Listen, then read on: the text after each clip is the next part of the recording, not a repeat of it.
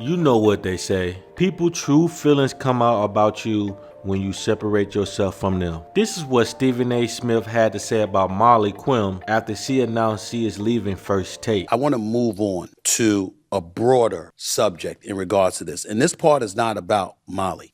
News for you. You can't wake up and be Mad Dog Russo. You can't wake up and be Adam Shawn. You can't wake up and be Stephen A. It takes work. In the end, we all have people to answer to. You know, it doesn't have to be about her. But when you have negotiations and you're talking with people and you're going back and forth and you're hearing things that you may not want to hear or feeling things you may not want to feel, even though you're valued, even though people acknowledge those kind of things, we live in a world where we have to grow up. And again, I'm not talking about Molly here.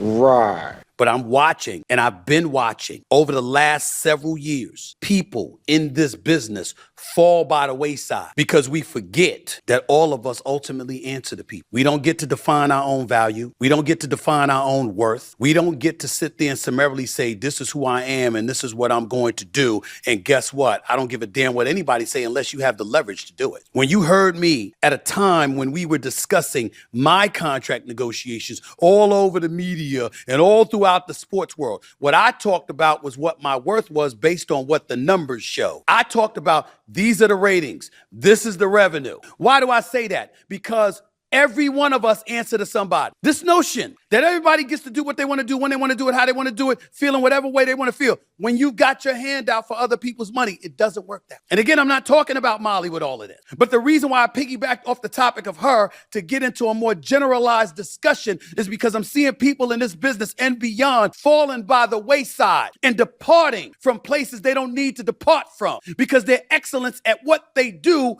is prevalent and relevant and flagrant, and they should be here.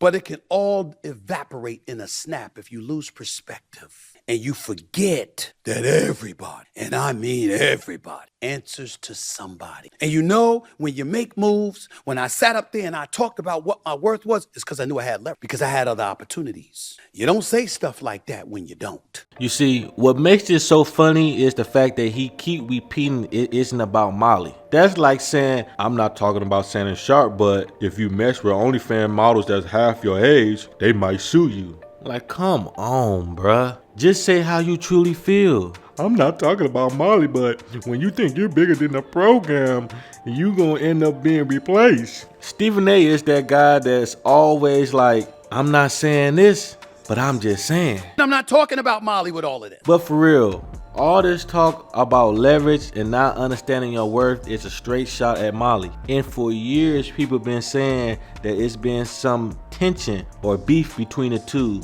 And that might not be the reason why Molly decided to leave First Take. But the way Stephen A. Smith is handling this situation definitely don't make it seem any different. But let me know what y'all think in the comment section. Was Stephen A. Smith talking about Molly? And why do y'all think Molly Qerim left First Take?